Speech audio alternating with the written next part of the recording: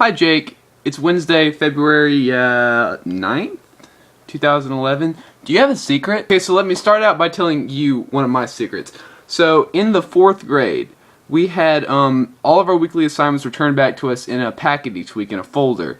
And our parents had to, sign off on everything that we did. If we had a bad grade, they had to know about it or, whatever. One week when I was in the bathroom brushing my teeth, I heard several expletives from my mom in the living room and I was like, oh god, she saw it. So the next time I got a bad sheet thing and I got home and I saw it in my folder, I thought, oh my god, what is my mom gonna do? And what did she do?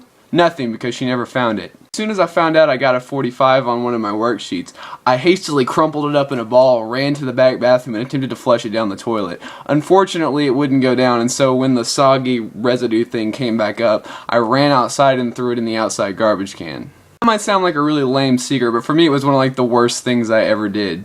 I mean, I was 9 and I didn't want to get yelled at by my mom, and I don't think I still don't. Please, Mom, don't hurt me. Can you find this out if you do?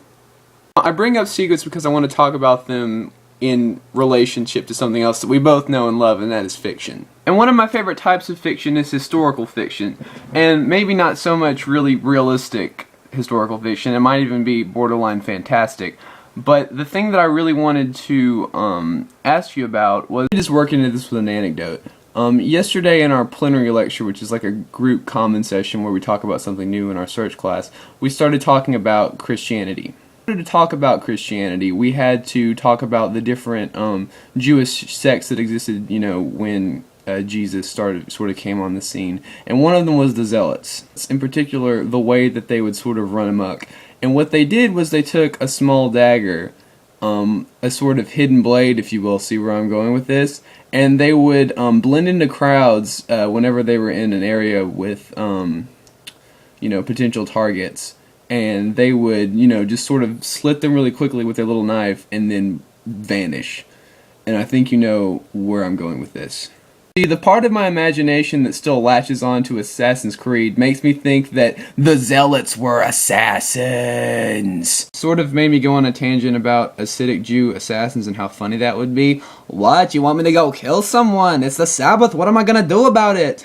I don't know what my problem is with the Jewish faith and why I found some of their things so hilarious. It's really a problem. When I visited my sister in January, I was there for the Sabbath, and my 2 nieces broke the challah, and they said their traditional, affirmation of faith, and it was a really beautifully cute little thing. They even fought over who got to, light the candles, and the whole time all I could think about was what an awesome Beastie Boys parody, "Holla at your boy" would be. Break out that holla! Back to the discussion at hand. But from what I read, the Zealots were a very sort of violent and extreme group, and really represented something that no other bit of the Jewish faith really identified with, because they were so radical and antagonistic in the way that they tried to approach their oppression. That's not to say that I can really judge the Zealots for anything that they did. I haven't been, persecuted by the Roman Empire. In fact, my ancestors probably were one of them. The spears. Sorry.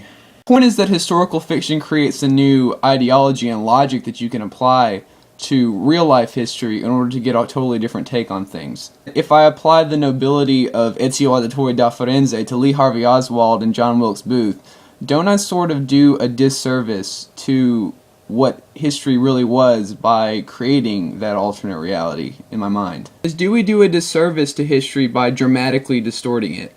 Does Ubisoft tarnish the name of FDR by associating him with Hitler and Stalin and trying to imply that he sort of caused the depression and attempted to establish a new world order himself? If I wrote what I consider to be a really compelling alternate reality fiction in which Hitler was a good guy and he was attempting to, prevent the United States from covering up and blaming the Nazis for the Holocaust or something. Is there anything wrong to express historical ideas in a fantastic concept?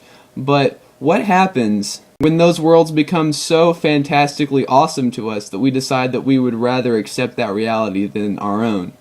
When we live in a world when there are so many conspiracies and secrets. In our cryptology class, we talked about something that I had heard of in an episode of Fringe from 3 or 4 months ago, and it was something that I thought was science fiction, but it's called a number tower. They're essentially shortwave radio frequencies that can be picked up at different points all over the world, and all they do is, it's a really creepy voice, and it just sits there, and it reads off series of numbers, most likely codes between people, but nobody knows who they are, who they're for, or even why they're there. There are several first world countries where it's illegal to even listen to them. So when we live in a world with so many fantastic secrets in them, are we allowed to use them to fill in the blanks in our own cosmic alternate realities, or do we do a disservice by attempting to hyperbolize or extend them beyond what they actually are? So does elaborate, well-done fiction discredit reality, and should we be allowed to portray it in such a way that it does discredit reality?